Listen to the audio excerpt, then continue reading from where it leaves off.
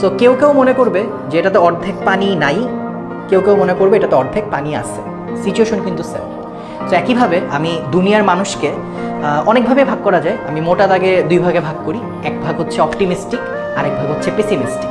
যারা অপটিমিস্টিক তারা হচ্ছে এই পানির বোতলটা দেখে বলে যে অর্ধেক পানি আছে, ওরা পজিটিভ সাইডটা খুঁজে বের করার চেষ্টা করে।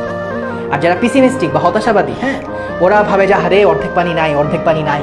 ঠিক আছে, তো আমাদের অনেকের মধ্যে একটা সমস্যা আছে যে আমরা সিচুয়েশন ফেস করার আগেই হাল ছেড়ে দিই, গিভ আপ করি, নেগেটিভ চিন্তাভাবনা করি।